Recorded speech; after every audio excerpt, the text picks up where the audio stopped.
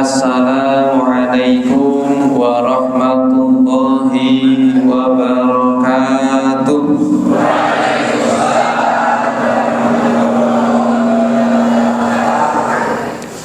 Innal hamdalillah nahmaduhu wa nasta'inuhu wa nastaghfiruh wa na'udzu billahi min syururi anfusina wa min sayyiati a'malina may yahdihillahu fala mudilla lahu wa may yudlil fala hadiya lahu.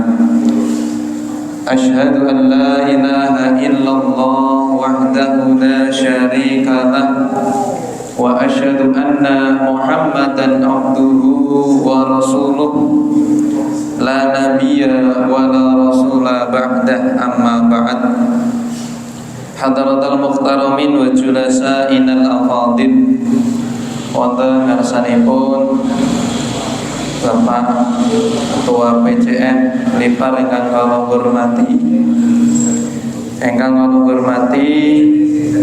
Bapak Lurah Kelurahan Lipar ingkang kula hormati, sedayanipun jamaah bapak-bapak, ibu-ibu, kakung suma putri ingkang sami rawuh wonten mriki, ingkang boten waget kawula sebat satunggal mbeka satunggalipun amarga jalaran kawula inggih dereng ngerti sadaya ingkang sami rawuh ingkang kawula pundi.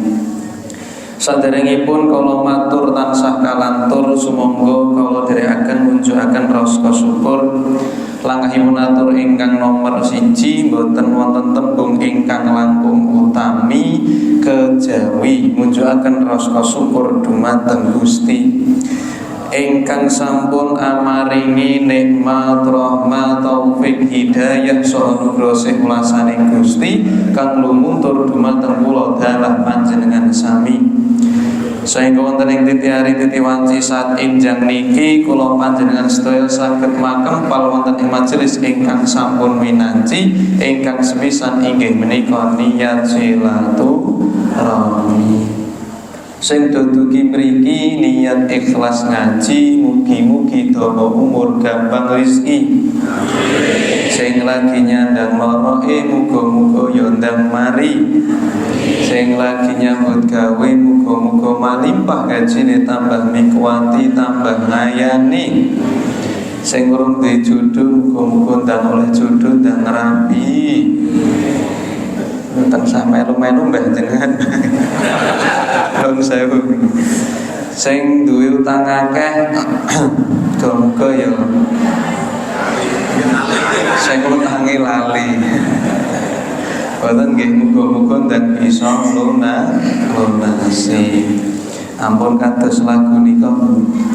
Suket Jepang tinggo nambani, gelem utang ra gelem nyauri, ra gelem nyauri. Ngombe dawet neng ison uwit, sirahe mumet ora duwe. Alhamdulillah kompak. Bapak Ibu rahimakumullah, alhamdulillah biasanipun ten ustaz utawi mubalik niku ingkang sepindah mesti ngajak-ajak wonten ing syukur Bapak Ibu. Allah Subhanahu wa taala berfirman, la in syakartum la azidannakum wa la in kafartum inna azabi lasyadid. Allah Subhanahu wa taala berfirman, jika kalian bersyukur maka akan aku tambah nikmatnya. Walain kafartum, akan tetapi ketika kufur tidak bersyukur, ingat inna adzabi lasyadid. Kata Allah, sesungguhnya azabku sangatlah pedih. Maka Bapak Ibu rahimakumullah, ketika kita mendapatkan nikmat kita punya dua pilihan, pilih syukur nopo kufur. Kalau kita pilih syukur, insya Allah terus nikmatnya akan ditambah oleh Allah Subhanahu wa ta'ala. Nun sewu carane tiyang tani, tiyang desa syukur niku gampil Bapak Ibu. Syukur diwenehi bumi subur nggo tanem tandur, panen pari ya iso nempur, panen kacang ijo iso dienggo gawe bubur, panen kapuk iso dienggo gawe bantal karo kasur, panen bangkul nek apik nggo gawe rokok, nek elek nggo gawe susu. Niki nek syukur naudzubillahi min dzalik, nek kufur musibah lor kidul, gunung do jungkur, angin mabur-mabur, banjir. Nek banjir toya niku pun biasa pripun, nek banjiri banjir lumpur. Contoh Sidoarjo Jawa Timur, naudzubillahi min dzalik. Maka baik rahimakumullah, insya Allah ketika kita bersyukur, semakin Allah akan menambahkan nikmat kepada kita. Akan tetapi kalau kita kufur, ingat azabnya Allah sangatlah pedih. Ya wis nandur-nandur ya iso subur, nandur pari ya ora tau bati, nandur waluh ora tau mundur, nandur lombok ya entek bosok, nandur kacang entek ilang, nandur telong ndelalahi colongi wong. Niki nek kula panjenengan ya boten bersyukur. Yang kedua, Bapak rahimakumullah, sholawat serta salam semoga tetap tercurah terlimpah kepada Nabi kita, kepada uswatun hasanah kita Nabi Muhammad sallallahu alaihi wasallam, beserta keluarga, para sahabat, para tabi'in, tabi'ut tabi'in, dan orang-orang soleh yang senantiasa mengikuti risalahnya hingga akhir zaman nanti.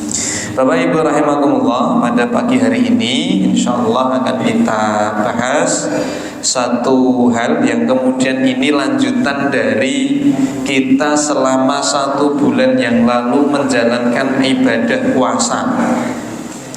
Bahwasanya Allah Subhanahu wa taala berfirman, ya ayyuhalladzina amanu kutiba alaikumus syiyam kama kutiba alal ladzina min qablikum la'allakum tattaqun. Allah Subhanahu wa taala memulai ayat ini dengan ya ayyuhalladzina amanu. Maknanya, baik rahimakumullah, dalam kitab tafsir Al-Misbah disebutkan ketika sebuah ayat dimulai dengan lafaz ya ayyuhalladzina amanu, maka punya 2 kemungkinan. Kemungkinan yang pertama, setelah lafaz ya ayyuhalladzina amanu ini akan ada satu perintah yang mana perintah ini hanya bisa dilakukan oleh orang-orang yang beriman, orang yang bertakwa. Maka yang kedua, kalau tidak perintah, maka yang kedua akan ada suatu larangan yang mana larangan ini hanya bisa dijauhi oleh orang-orang yang beriman. Maka menggunakan lafaz ya ayyuhalladzina amanu, wahai orang-orang yang beriman. Benten Bapak Ibu rahimakumullah ketika Allah Subhanahu wa taala menggunakan lafaz ya ayyuhannas misalnya. Kalau ya ayyuhannas lebih umum, wahai sekalian manusia. Tetapi kalau ya ayyuhalladzina amanu berarti perintah atau larangan ini hanya bisa dijalankan atau hanya bisa dijauhi oleh orang-orang yang beriman, termasuk perintah puasa. Yang menariknya lagi Bapak Ibu rahimakumullah, di akhir ayat Allah Subhanahu wa taala memberikan pengertian kepada kita bahwa perintah untuk berpuasa ini diakhiri dengan la'allakum tattaqun, agar supaya kalian menjadi bertakwa. Jadi salah satu tujuan kita berpuasa agar kita menjadi bertakwa. Takwa Bapak Ibu rahimakumullah, ternyata kalau kita lihat di dalam Al-Quran banyak sekali Allah Subhanahu wa ta'ala memberikan ciri-cirinya kepada kita. Kalau Prof siapa namanya, Yunahar Ilyas, beliau pernah menyampaikan bahwa yang namanya orang bertakwa itu 3 unsur antara iman, Islam dan ihsan itu menjadi satu dalam diri orang tersebut. Jadi baik rahimakumullah, yang namanya orang bertakwa itu keimanannya bagus, ibadahnya Islamnya juga baik, dan ihsannya, hubungan kemudian kepada Allah, kepada sesama manusia, perbuatan baiknya itu juga luar biasa mantap. Jadi jangan dibayangkan Bapak Ibu rahimakumullah, orang yang bertakwa itu hanya non sewu mungkin yang sholatnya bagus, puasanya tertib saja. Jangan begitu. Tetapi kemudian selain ibadahnya bagus, keyakinannya bagus, tetapi hubungan kepada sesama manusia juga harus bagus. Maka Bapak Ibu rahimakumullah, pada pagi hari ini kita akan membahas yang mana ranah orang yang bertakwa ini dari segi yang lain. Artinya bukan hanya ibadahnya, bukan hanya keyakinannya, tetapi hubungan kepada sesama manusia juga harus baik, ihsannya harus baik. Allah Subhanahu wa taala berfirman dalam surat Ali Imran ayat 134 sampai 135. Allah Subhanahu wa taala berfirman, wasari'u ila maghfiratin mir rabbikum wa jannatin arduhas samawati wal ard uiddat lil muttaqin. Dan bersegeralah, kata Allah, ila maghfiratin, kepada maghfirah, kepada ampunan mir rabbikum, dari Tuhan kalian, wa jannatin, dan surga, arduhas samawati wal ard, yang luasnya seluas langit dan bumi, uiddat lil muttaqin, ya diperuntukkan bagi orang-orang yang bertakwa. Nah, tadi kalau tujuan puasa adalah bertakwa, dan di sini Allah memberikan gambaran orang yang bertakwa. Siapa itu? Alladzina yunfikuna fis-sarra'i wad-dharra. Yang pertama, kata Allah, orang yang bertakwa adalah orang yang menginfakkan hartanya baik dalam keadaan lapang maupun dalam keadaan sempit. Jadi nuwun sewu, kalau kita berinfak, bersedekah ketika kita dalam keadaan lapang, insya Allah itu lebih mudah. Tetapi bagaimana kemudian ketika kita dalam keadaan sempit, tetapi kemudian kita masih rela, kita masih mau untuk kemudian menginfakkan harta kita di jalan Allah? Ini yang luar biasa, dan inilah salah satu ciri orang yang bertakwa. Jadi misalnya pun uang tinggal 5.000 Bapak Ibu, enten kotak infak lewat misalnya ngoten, niki rela apa mboten Bu nek dilebetke teng kotak infak Bu? Rela apa mboten?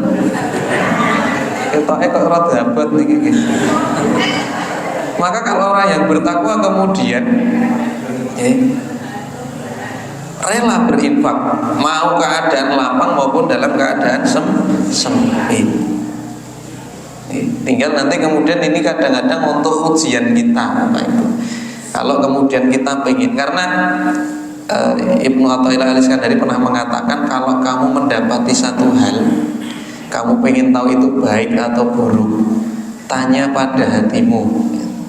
Artinya kalau kemudian hawa nafsu kita itu kalau melakukan ini itu kok kemudian malas, itu berarti kita harus melakukan sebaliknya. Itu untuk kemudian menunjukkan bahwa yang sebaliknya dari hawa nafsu inilah yang benar. Misalnya pun pagi hari mau sholat kemudian malas dan tidak, kalau hawa nafsu kita pengennya tidur, pengennya kemudian nanti sholatnya, maka kita lakukan yang sebaliknya. Nah, itu yang insya Allah benar, karena kita menyelisihi hawa nafsu kita. Nah, ini yang pertama.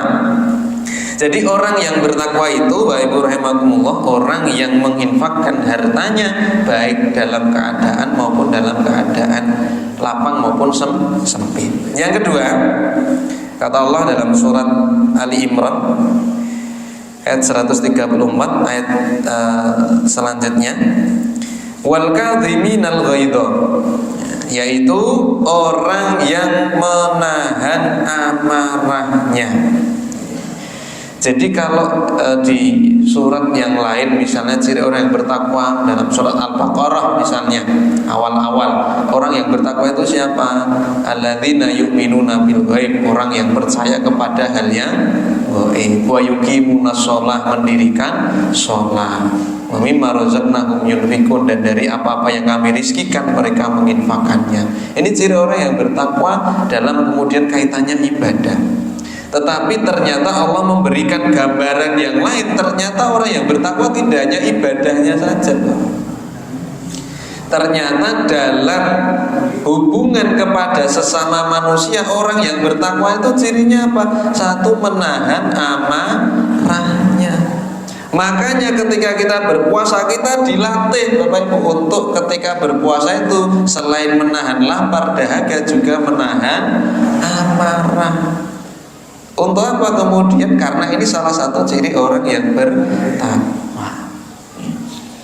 Saking kemudian beratnya menahan amarah ini, Bapak Ibu rahimakumullah, Rasulullah sallallahu alaihi wasallam pernah bersabda, la taghdab walakal jannah. Janganlah engkau marah, maka niscaya bagimu surga. Jadi ternyata kita kalau pengen surga, salah satu jalannya adalah kita jangan marah. Saking luar biasanya menahan amarah ini, pahalanya luar biasa. Dalam Mahfudhat, salah satu pepatah Arab mengatakan, laisa syadidu bisur'ati innama syadidul lati yamliku nafsahu indal ghadab. Orang yang kuat itu bukanlah seorang pegulat, bukanlah seorang petinju, akan tetapi orang yang kuat yang sebenarnya adalah yamliku nafsahu indal ghadab, orang yang mampu menahan amarahnya, mampu menahan nafsunya ketika dia marah. Maka ini menurut pepatah Arab yang dikatakan adalah orang yang kuat sebenarnya. Orang yang tinggi, besar, kekar, akan tetapi dengan amarahnya dia kalah, maka dia bukan orang kuat yang sebenarnya. Akan tetapi kalau enten tiyang ingkang mungkin kurus, kecil, kerempet, tetapi dengan amarahnya bisa menahan, maka inilah orang kuat yang sebenarnya. Jadi jangan bayangkan kemudian kalau orang rajin sholat, orang rajin puasa, orang kemudian haji tapi kok marah-marah, maka ada satu ciri ketakwaan yang kemudian hilang dari dirinya. Karena ciri orang yang bertakwa, kata Allah, yaitu wal kadziminal ghaidha, orang yang menahan amarahnya. Yang ketiga, kata Allah Subhanahu wa taala dalam surat Ali Imran, masih dalam ayat yang sama, wal afina 'anil nas. Ciri orang yang bertakwa selain menahan amarahnya yaitu apa? Wal afina 'anil nas, dan orang yang memaafkan kepada sesama manusia.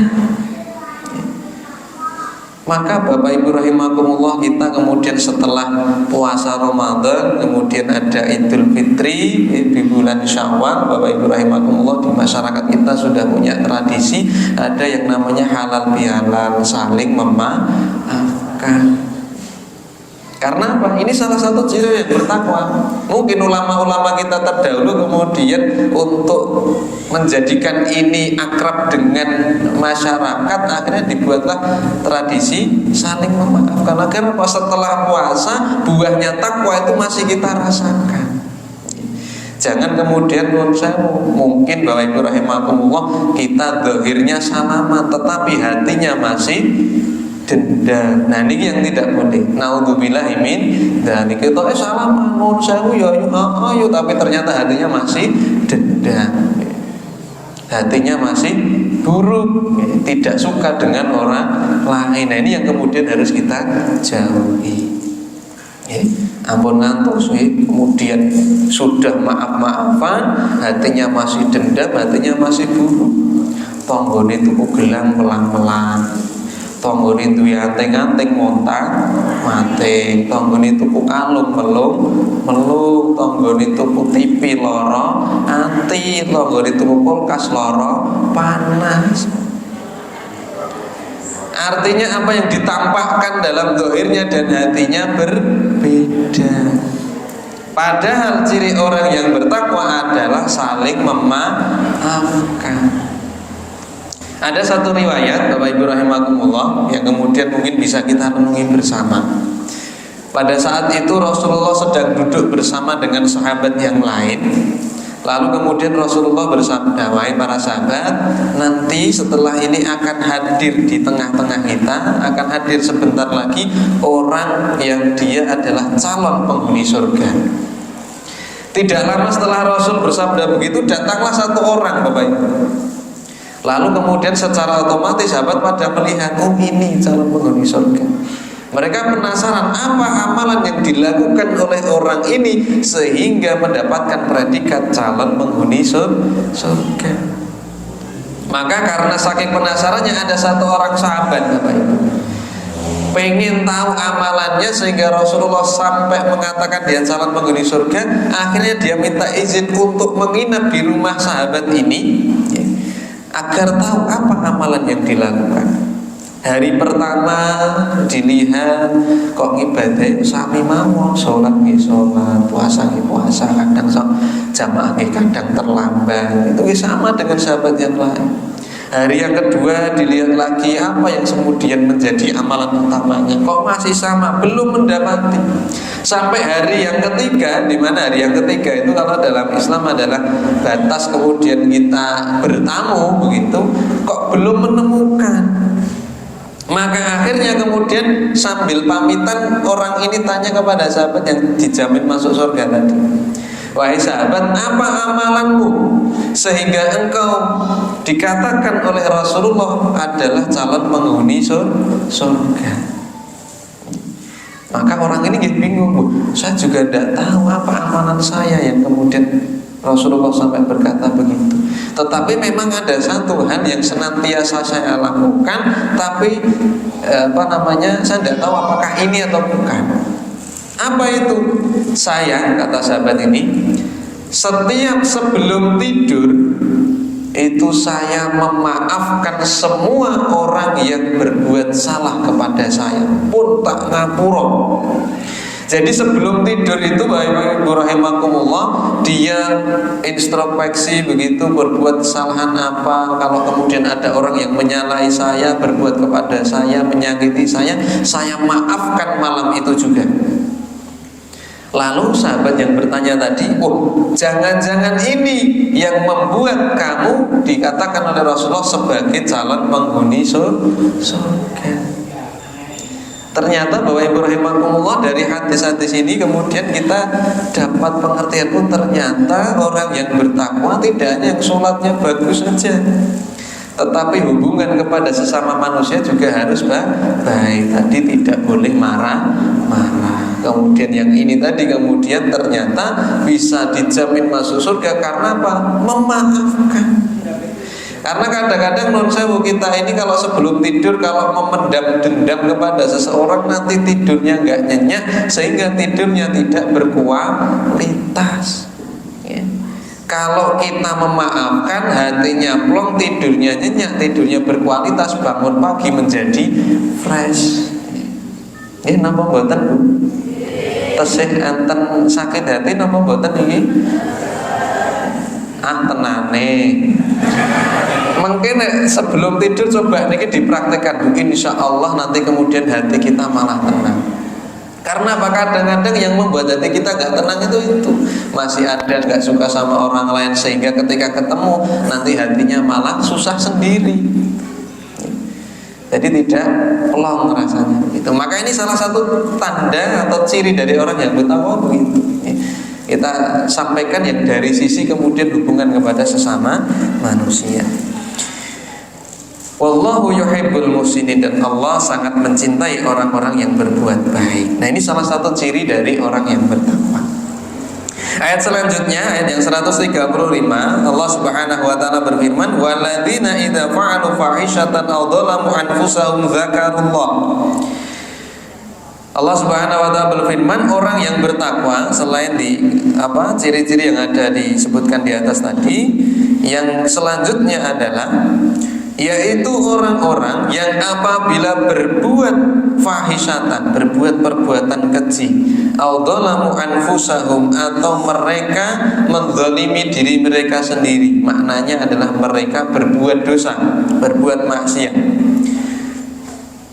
Apa yang mereka lakukan? Zakarullah, maka mereka langsung ingat kepada Allah.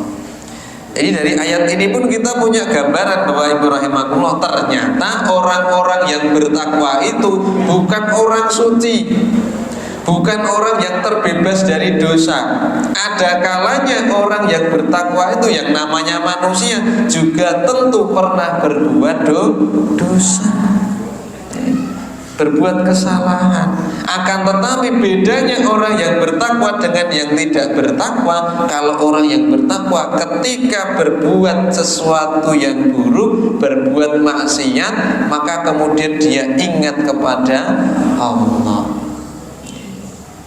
Setelah ingat kepada Allah apa? Fastaghfaru lidzunubihim, maka kemudian mereka beristighfar, mohon ampun kepada Allah Subhanahu wa taala.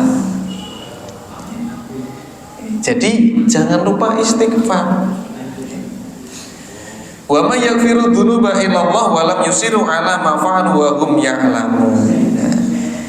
Dan siapalah yang maha pengampun kepada dosa-dosa itu kecuali Allah. Walam yusiru ala ma fa'alu hum ya'lamun, dan mereka tidak mengulanginya dan mereka mengetahuinya. Artinya orang yang bertakwa itu ketika berbuat kesalahan, satu ingat Allah, dua istighfar mohon ampun kepada Allah, tiga tidak mengulangi lagi. Ini orang yang bertakwa, pernah berdosa, pernah berbuat salah, tapi kemudian mohon ampun kepada Allah. Bahkan dalam ayat yang lain nanti kemudian juga akan kita bahas bahwa orang yang bertakwa itu cirinya selain kemudian sholat malam juga istighfar pada waktu sahur. Dalam tafsir As-Sa'di disebutkan kenapa meskipun habis sholat malam kok harus istighfar gitu.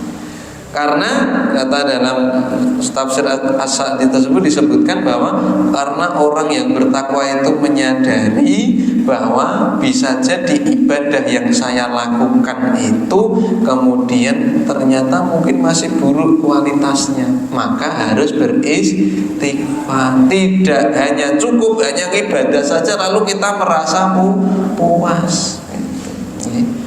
Jadi ini ciri orang yang bertakwa. Maka bahasanya kemudian jangan mentang-mentang. Nek basa Jawa ini ojo dumeh. Ojo dumeh kuwasa banjur neka. Ojo dumeh kuwasa banjur neka. Neng dunya mung sedhela besok bakal sedo. Neng dunya mung sedhela besok bakal sedo. Nggih napa mboten Bu? Aja dumeh. Aja dumeh sugih banjur dosa mugi. Aja dumeh sugih banjur bondo iku mung nyilih sesuk bakal lemu. Bondo iku mung nyilih sesuk bakal lemu. Aja dumeh pinter banjur nggih opak alhamdulillah. Aja dumeh pinter banjur iki napa ya ngene ya Pak. Pinter nek ora bener besok bakal nggih. Pinter nek ora bener besok bakal niki khusus ibu-ibu. Aja dumeh ayu banjur aja dumeh ayu banjur elinga tuamu ompong peot ora diganti nggih. Ayo yen rame tuhu besok bakal dibendu. Ayo yen rame tuhu besok bakal ampun kemayu-kemayu lho Bu niki. Sani gantian bapak nggih. Aja dumeh gagah banjur kakean. Wah. Balas dendam ibu ini Pak. Aja dumeh gagah banjur kakean. Gagah nek rangi ibadah besok bakal nggih. Gagah nek rangi ibadah besok bakal Jadi ternyata istighfar pun bukan hanya kemudian hanya kepada orang-orang yang berdosa saja, tetapi orang yang bertakwa ketika melakukan ibadah tidak lupa dibarengi dengan istighfar, karena merasa bahwa barangkali ibadah yang saya lakukan itu belum kemudian menjadi ibadah yang diridhoi oleh Allah Subhanahu wa ta'ala. Apalagi ketika orang yang bertakwa itu kemudian melakukan kesalahan, maka tentu kemudian beristighfar. Bapak Ibu rahimakumullah, ternyata banyak keutamaan istighfar. Dalam tafsir At-Tabari disebutkan ada sebuah riwayat yang kemudian mungkin bisa kita ambil hikmahnya, Bapak. Ada salah satu imam namanya Imam Hasan Al-Basri. Beliau ini salah satu imam yang kemudian dijadikan rujukan bagi orang-orang ketika menghadapi permasalahan. Suatu ketika Imam Hasan Al-Basri kedatangan satu tamu yang kemudian mengeluhkan permasalahannya. Tamu yang pertama datang dengan mengeluhkan bahwa pada tahun itu terjadi kemarau panjang, paceklik, sehingga kekeringan terjadi di mana-mana. Maka orang ini menanyakan, apa yang harus saya lakukan Imam Hasan Al-Basri? Imam Hasan Al-Basri kemudian hanya mengatakan satu, beristighfarlah kepada Allah Subhanahu wa ta'ala. Jadi kalau kekeringan, istighfar. Datang lagi tamu kedua mengeluhkan permasalahan yang berbeda, Bapak Ibu rahimakumullah. Yang kedua datang dengan mengatakan, wahai Imam Hasan Al-Basri, saya ini orang yang paling miskin, saya tidak punya harta.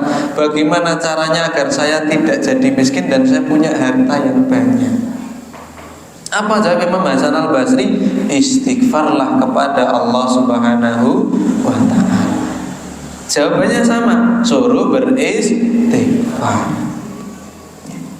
Yang ketiga datang lagi orang yang berbeda, permasalahannya juga berbeda, Bapak Ibu rahimakumullah. Orang ketiga datang dengan mengeluhkan, Imam Hasan Al-Basri, saya ini orang yang sudah lama tidak dikaruniai putra. Apa yang harus saya lakukan? Kata Imam Hasan Al-Basri, beristighfarlah kepada Allah Subhanahu wa ta'ala. Jadi ternyata Bapak Ibu rahimakumullah, berbagai orang datang dengan berbagai permasalahan. Jawaban dari Imam Hasan Al-Basri cuma satu, yaitu kita diminta untuk beristighfar. Maka ada satu murid yang kemudian memperhatikan tadi, ada orang datang kepada Imam Hasan, kok istighfar. Jawaban Imam istighfar. Akhirnya dia bertanya kepada gurunya, wahai guru Imam Hasan Al-Basri, kenapa orang datang dengan berbagai permasalahan tetapi jawabannya cuma satu, suruh istighfar? Kata Imam Hasan Al-Basri, loh bukan saya, tetapi dalam Al-Quran sendiri yang mengatakan begitu. Dalam surah Nuh dikatakan, faqultu astaghfiru rabbakum innahu kana ghaffara. Allah Subhanahu wa ta'ala berfirman, maka aku katakan istighfarlah kepada Allah karena sesungguhnya Allah itu Maha Pengampun. Apa kemudian kalau kita sudah beristighfar? Yursilis sama'a alaikum midrara. Allah Subhanahu wa ta'ala berfirman dalam Al-Qur'annya, ketika kita beristighfar maka Allah akan mengirimkan hujan yang sangat lebat. Wa yumditkum bi amwalin wa banin. Selain mengirimkan hujan yang lebat, maka Allah juga akan menambahkan harta kepada kalian. Jadi tadi kalau yang pertama datang dengan permasalahan paceklik, langsung dijawab akan diturunkan hujan yang sangat lebat. Kalau tadi datang orang yang kemudian dengan kemiskinan, maka dijawab wa yumditkum bi amwal, Allah akan menambahkan harta kepada kalian. Wa yumditkum bi amwalin wa banin, dan Allah juga akan menambahkan anak-anak kepada kalian. Orang yang ketiga datang mengeluhkan belum punya putra, maka sudah dijawab ternyata dengan beristighfar Allah akan menambahkan anak-anak kepada kita. Jadi berbagai permasalahan jawabannya cuma satu, kita diminta beristighfar. Maka tidak heran dalam hadis itu disebutkan man aksara minal istighfar, barang siapa yang memperbanyak istighfar, maka Allah akan menjadikan baginya yang pertama min kulli hammin farajan, dalam setiap kesedihan pasti ada obatnya, ada jalan keluarnya. Wa min kulli dhaiqin makhrajan, dan dalam setiap kesempitan ada kemudahan, ada jalannya.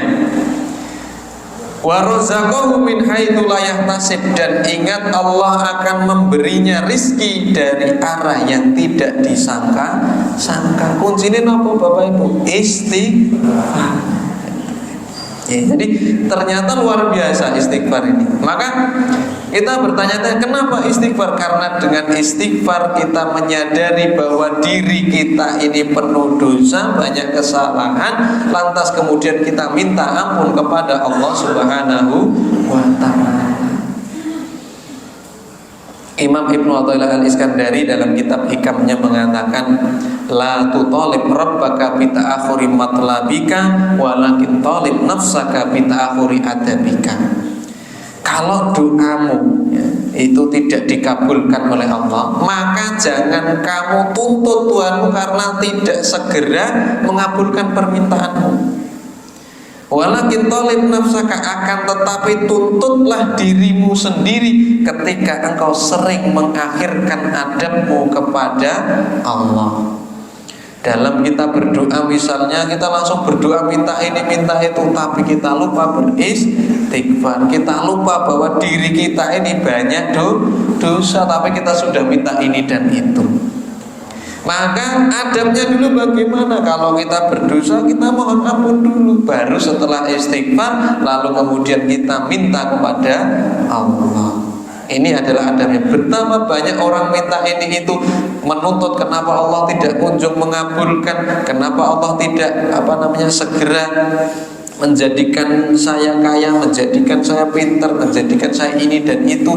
Tetapi kita lupa betapa banyak adab kita kepada Allah yang kita akhirkan. Maka Bapak Ibu rahimakumullah, ini salah satu kemudian keutamaan istighfar. Dan ciri orang yang bertakwa adalah orang yang kemudian senantiasa beristighfar. Baik Bapak Ibu rahimakumullah, ini ciri orang yang bertakwa. Yang terakhir kita berpindah kepada surat Adz-Dzariyat. Ini juga ciri orang yang bertakwa. Satu lagi dari sini, yaitu dalam surat Adz-Dzariyat ayat ke-15, Allah Subhanahu wa taala berfirman, innal muttaqina fi jannatin wa uyun. Sesungguhnya orang yang bertakwa itu nanti akan berada di dalam surga, yang mata airnya itu mengalir di dalamnya. Akhirina ma atahum rabbuhum innahum kanu qabla dzalika muhsinin. Yang mana mereka mengambil, orang-orang yang bertakwa itu mengambil apa yang diberikan oleh Tuhan kepada mereka, dan sesungguhnya mereka sebelum itu ketika di dunia adalah orang-orang yang muhsinin, orang-orang yang berbuat baik. Apa cirinya orang yang bertakwa dalam surat Adz-Dzariyat ayat ini, ayat 15 sampai kemudian ke 17 ini, maaf ke 18 ini, yaitu kanu qalilan minal laili ma yahja'un, bahwasanya mereka qalilan, lebih sedikit, minal laili, daripada malam, ma yahja'un, mereka tidur. Jadi ciri orang yang bertakwa itu, Bapak Ibu rahimakumullah, tadi sudah disampaikan ada ciri-ciri tentang hubungan kepada sesama manusia, tidak marah, saling memaafkan, kemudian banyak memohon ampun ketika berbuat kesalahan. Maka yang kelima ini, yaitu adalah orang bertakwa itu sedikit tidur ketika malam. Tapi tidak tidurnya niki mboten karena begadang Bapak Ibu. Mboten karena ndelok timnas. Ndelok timnas nggih asal bar niku ge salat tahajud nggih sae. Tetapi kemudian tidak tidurnya karena salat malam.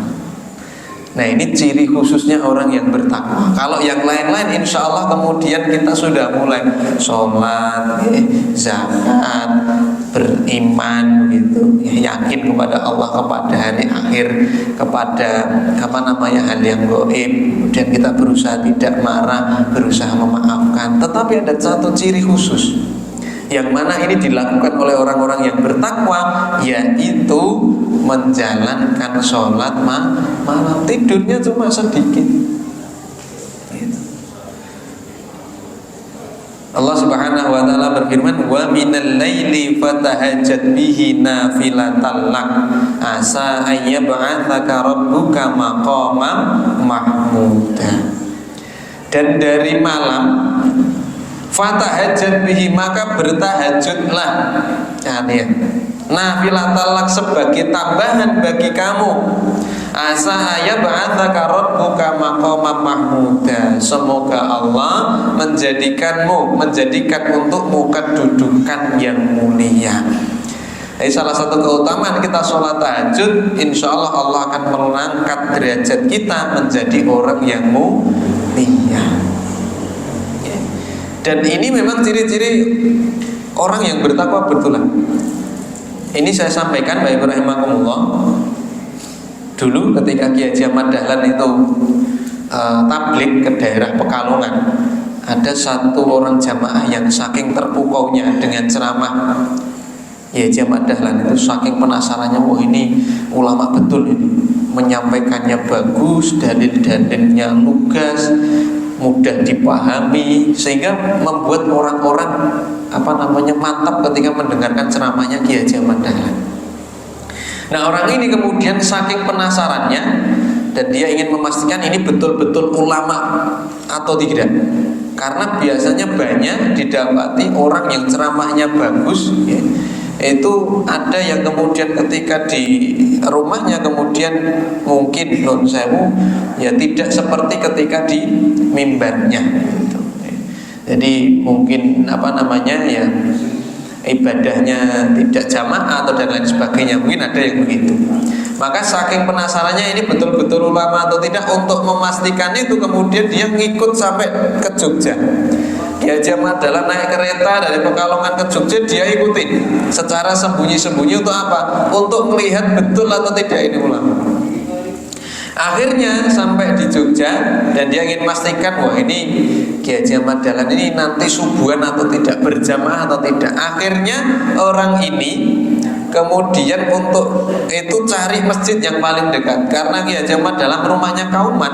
Maka orang ini sengaja datang ke masjid gede Kauman untuk memastikan ustadz ini di masjid atau tidak, jamaah atau tidak. Akhirnya dia datang sebelum waktu subuh. Tetapi ternyata betapa kagetnya, sebelum waktu subuh dia datang ke masjid gede Kauman, ternyata di situ sudah ada satu orang yang sholat tahajud, sholat lain. Ketika didapati siapa? Ternyata Kiai Haji Ahmad Dahlan. Tambah mantap lah, berarti ini betul-betul ulama. Maka ciri orang yang bertakwa salah satunya ini, Bapak Ibu rahimakumullah. Jadi senantiasa kemudian membiasakan diri untuk sholat malam. Dan ini di lembaga-lembaga pendidikan kita di Muhammadiyah, kalau dulu kami di PUTM juga begitu. Jadi kalau di PUTM sholat malam itu sudah masuk kemudian dalam kurikulumnya. Dimulai kapan? Jam 3 pagi. Sudah bangun itu sudah mulai untuk sholat tahajud, kemudian nanti dilanjutkan langsung kuliah. Ini kan jadi habis subuh langsung kuliah. Nah di pondok kita di Darul Khair juga begitu. Meskipun tidak jam 3, tapi kemudian jam 9 mereka kita biasakan untuk senantiasa sholat malam. Jam 9 malam mereka kemudian ke masjid jamaah untuk melaksanakan sholat malam atau sholat tahajud. Kenapa? Karena memang ini menjadi ciri orang yang bertakwa. Jadi jangan ditinggalkan. Kalau kemudian kita bisa membiasakan sholat malam, ini bagus. Dan ini merupakan ciri orang yang bertakwa. Nah, dalam ayat ini yang terakhir, Bapak rahimakumullah, wabil ashari hum yastaghfirun. Nah, kembali lagi disinggung bahwa orang yang bertakwa adalah orang yang pada waktu sahur hum yastaghfirun, mereka beristighfar. Jadi setelah sholat malam, bangun di malam hari, dilanjutkan setelah itu mereka beristighfar. Kenapa ini disebutkan? Bahkan ada embel-embelnya waktu sahur. Dalam tafsir Sirajul Munir disebutkan bahwa ketika waktu sahur ini kenapa diutamakan kita beristighfar? Selain memang mustajab, Allah datang ke langit dunia untuk kemudian memberikan ampunan kepada siapa yang meminta ampun. Selain itu, waktu sahur adalah waktu yang paling sulit untuk dilakukan ibadah. Maka dalam waktu-waktu ini kemudian keutamaan istighfar itu jauh lebih besar. Selain itu apa? Jiwa dalam keadaan tenang, akal dalam keadaan jernih, hati dalam keadaan khusyuk. Maka ciri orang yang bertakwa niki ciri khususnya setelah sholat malam, kemudian duduk beristighfar, memohon ampun kepada Allah Subhanahu wa Ta'ala. Tidak hanya ketika pas waktu merasa dirinya bersalah berdosa, bahkan kapanpun itu, ketika memang habis sholat tahajud pun kemudian dibarengi dengan beristighfar kepada Allah Subhanahu wa Ta'ala. Bapak Ibu rahimakumullah, inilah beberapa ciri orang-orang yang bertakwa, yang mana kemarin di 1 bulan Ramadan itu kita dididik untuk kemudian menjadi orang yang bertakwa. Maka setelah bulan Ramadan inilah kemudian ujian kita yang sebenarnya. Apakah kita betul-betul menjadi orang yang bertakwa, atau kemudian takwanya hanya di Ramadan saja? Maka harus kemudian terus disambung, terus estafet. Kemudian nanti bertakwanya setelah bulan Ramadan, bulan Syawal, dan bulan-bulan setelahnya kita melanggengkan, kita membiasakan menjalankan apa yang sudah kita lakukan di bulan Ramadan. Dalam hal ini tadi kita sudah sampaikan, orang yang bertakwa satu nopo Bapak Ibu, berinfak baik dalam keadaan lapang maupun dalam keadaan sempit. Yang kedua, tidak marah. Yang ketiga, memaafkan kepada sesama manusia. Yang keempat, beristighfar, ingat Allah, istighfar, dan tidak mengulangi lagi ketika berbuat dosa. Dan yang kelima, ini ciri khusus, yaitu orang yang bertakwa adalah orang yang kemudian menjalankan atau merutinkan sholat malam. Dan sebagai penutup, Bapak Ibu rahimakumullah, siapakah orang yang penasaran kepada Ki Haji Ahmad Dahlan tadi? Ada yang tahu Bapak Ibu? Orang ini adalah yang bernama Buya A.R. Sultan Mansur, orang yang berasal dari Sumatera Barat, salah satu paman dari Buya Hamka, yang kemudian setelah mendapati itu maka dia mantap masuk kepada Muhammadiyah, dan kelak dia menjadi salah satu dari ketua umum pimpinan pusat Muhammadiyah. Itu salah satunya apa? Dengan dakwahnya Ki Haji Ahmad Dahlan. Mungkin ini Bapak Ibu rahimakumullah yang bisa kami sampaikan. Mohon maaf atas segala kekurangan, banyak kesalahan, banyak salah kata, banyak kemudian hal-hal yang mungkin tidak berkenan di hati para Bapak Ibu jamaah sekalian. Saya mohon maaf yang sebenar-benarnya dan setulus-tulusnya dari hati saya.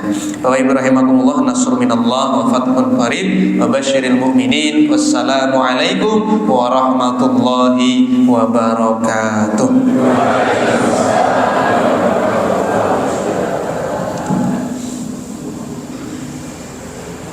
Jazakumullah khairan. Pak Syamsul Budi,